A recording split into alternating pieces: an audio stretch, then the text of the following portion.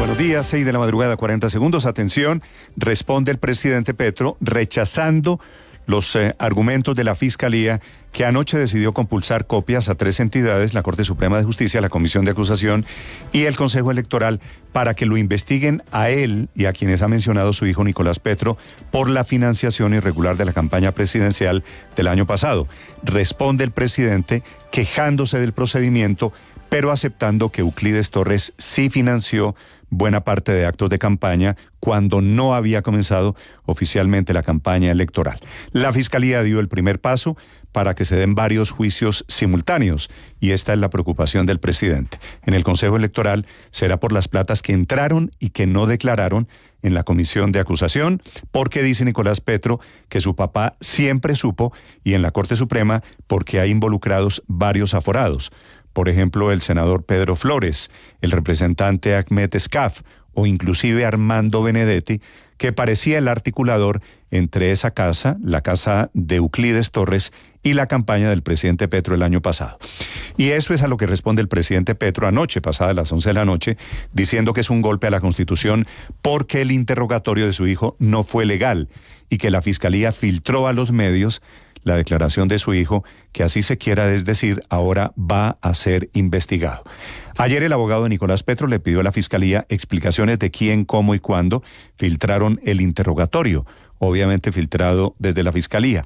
Lo que sí reconoce el presidente Gustavo Petro es que Euclides Torres, que es por un lado empresario y por otro lado también contratista del gobierno, del famoso clan Torres en Barranquilla, fue el empresario que pagó el evento de la famosa P, cuando todavía no comenzaba la campaña electoral. Dice el presidente Petro que fue 5 meses antes de empezar la campaña y por eso no se declaró.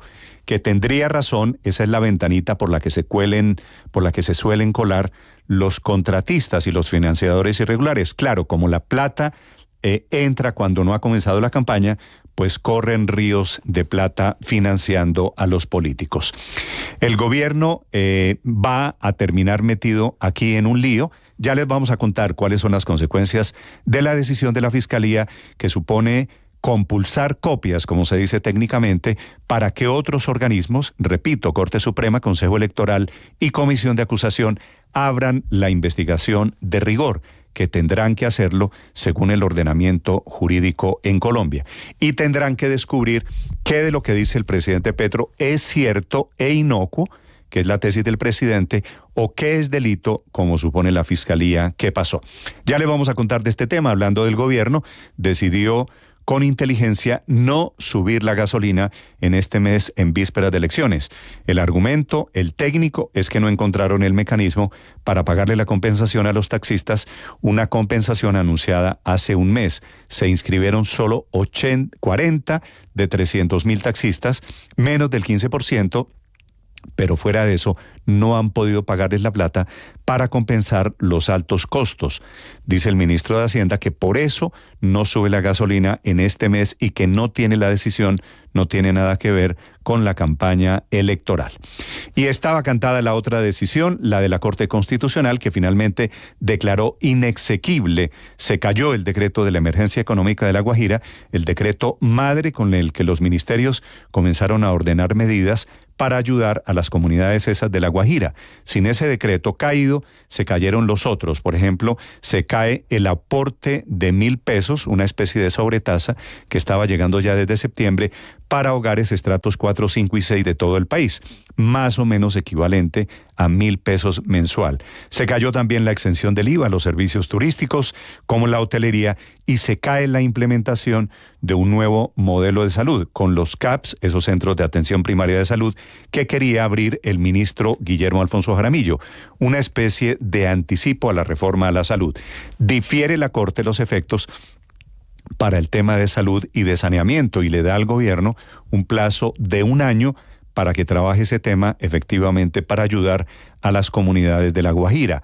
quedó mal la ponencia de la magistrada Natalia Ángel, tuvieron que rehacerla, la votación fue 6-3 en la Corte Constitucional. Ya les voy a contar cuáles son los efectos, porque es el primer estado de excepción que se le cae al presidente Petro por la razón más sencilla, y es que dice la Corte Constitucional no había hecho sobreviniente, lo que hay en La Guajira es un estado perverso, una situación mala, pero es estructural y no tiene nada que ver ni con el fenómeno del niño, ni con la niña, ni con el cambio climático. Y a propósito de Corte Constitucional, amanecemos con una cuestionada terna para elegir magistrado de la Corte en reemplazo de Alejandro Linares, que termina dentro de 2 meses, en diciembre, su periodo. Los ternados son Vladimir Fernández, actual secretario jurídico de la Presidencia, Cielo Rusinque, que fue directora del Departamento de Prosperidad Social hasta hace un mes, y Gerardo Vega, el actual director de la Agencia Nacional de Tierras.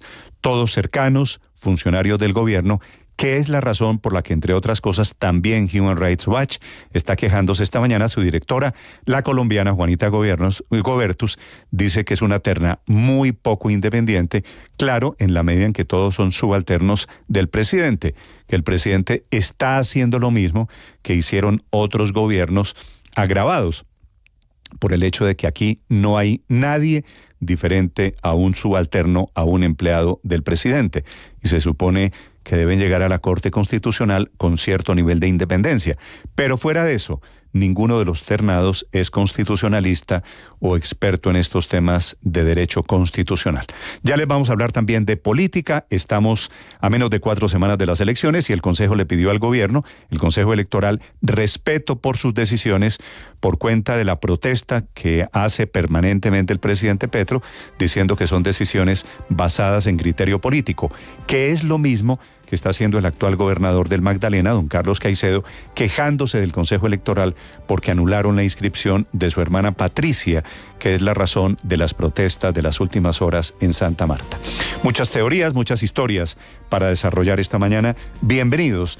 Fue anunciado el Premio Nobel de Física. Ya les voy a hablar del avance de los atosegundos, que es el concepto que ellos le agregaron a la investigación científica. Noticias de Colombia y el mundo a partir de este momento.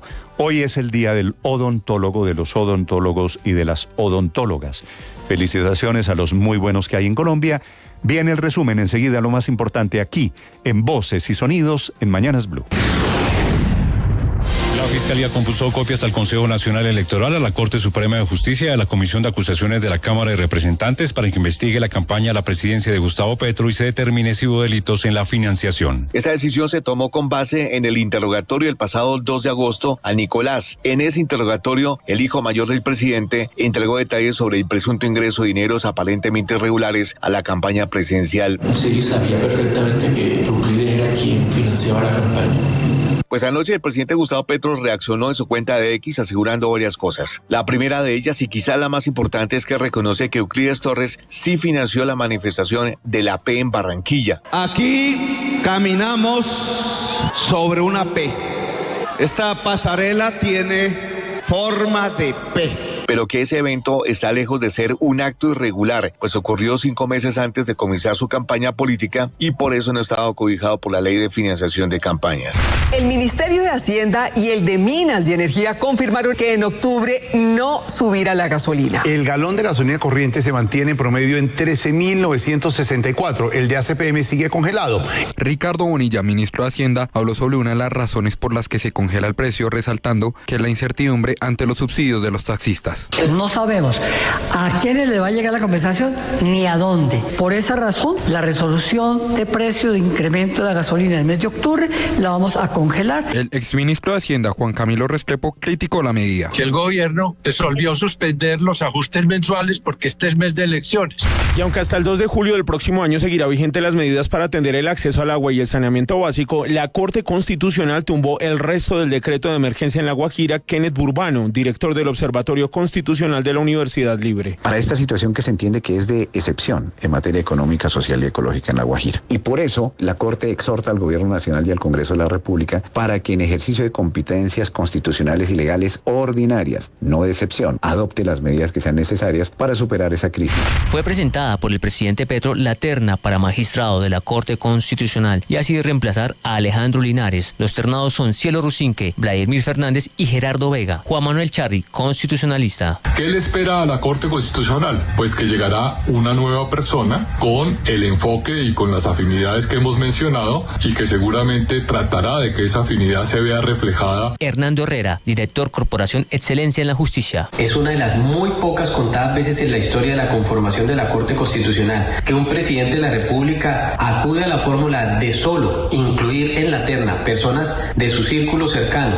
La Procuraduría abrió investigación disciplinaria en contra del gobernador del Magdalena, Carlos Eduardo Caicedo. La Procuraduría analiza una serie de mensajes enviados por el gobernador Caicedo a través de sus redes sociales, donde habla y se refiere al proceso de revocatoria de la candidatura a la alcaldía de Santa Marta de Patricia Caicedo, que según el Ministerio Público se trataría de su hermana.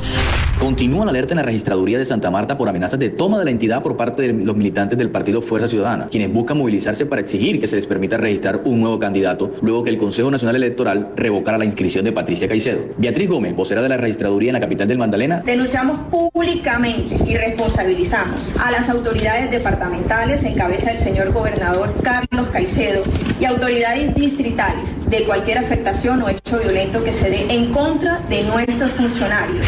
Repartiendo volantes, así se ha mostrado el exalcalde de Medellín, Daniel Quintero, después de hacer oficial su renuncia. Se sumó a la campaña de Juan Carlos Upegui y a lo que él llama derrotar el pico uribismo en las elecciones del 29 de octubre. Hay algo particular, Néstor, que yo todavía no puedo entender y es los que lucharon tanto para revocarme, para sacarme, incluso armaron organizaciones financiadas hasta con 1.600 millones de pesos, hoy estén tan indignados porque hayamos salido a la calle. Y ahora si quieran que terminemos nuestro gobierno, tienen miedo porque saben que en la calle es a otro precio, que saben que la gente nos quiere.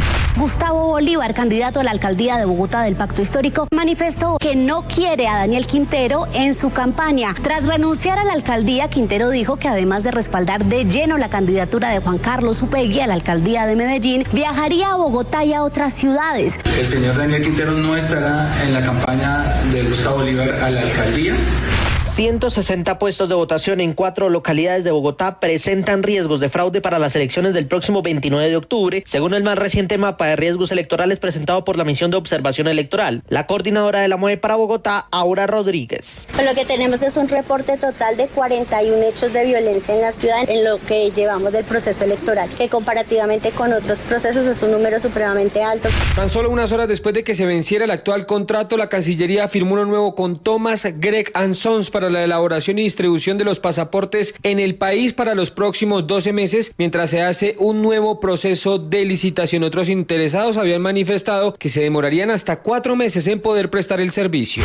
La reforma a la salud no se modificó de manera sustancial, solo se hicieron algunas modificaciones en términos, en palabras, en el orden de los artículos y de los capítulos que ha dispuesto el gobierno nacional. Marta Alfonso es coordinadora ponente del proyecto de reforma a la salud. Con las mayorías se ha logrado consenso, porque además también creo que esta comisión ha permitido aclarar mucho cosas que se dicen que no están en la reforma y que están contenidas en el articulado desde el primer debate.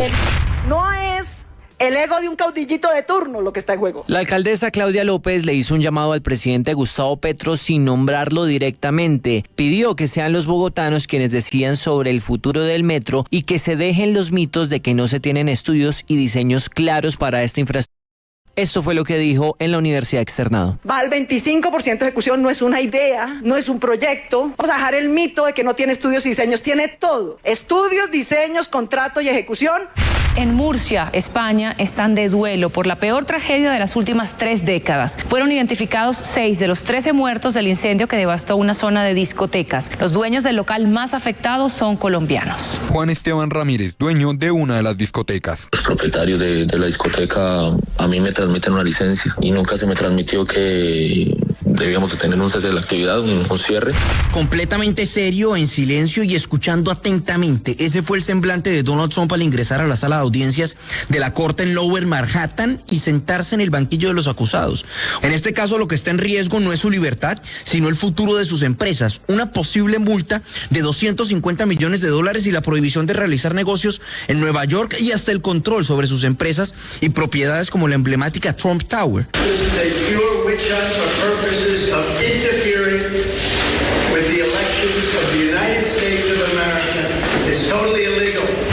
El físico franco-americano Pierre Agostini, el austrohúngaro Ferenc Krausz y la franco-sueca Anne Lullier, todos estudiosos de la física de los atosegundos, son los ganadores del Premio Nobel de Física 2023. Dice la academia que son pioneros en la creación de herramientas de luz para medir la velocidad de los electrones en la materia. Anne Lullier se convierte en la quinta mujer en 122 años en ganar el Premio Nobel de Física. El anuncio la encontró haciendo clases en la universidad y solo contestó el llamado de la academia cuando su móvil sonó por cuarta vez. Novedades para los jugadores de Selección Colombia. Juan Guillermo Cuadrado recibió el alta médica de la tendinitis que sufrió con la Selección Colombia y hoy hará parte de la lista de convocados del Inter de Milán para jugar contra el Benfica por la Champions League. Estás escuchando Blue Radio.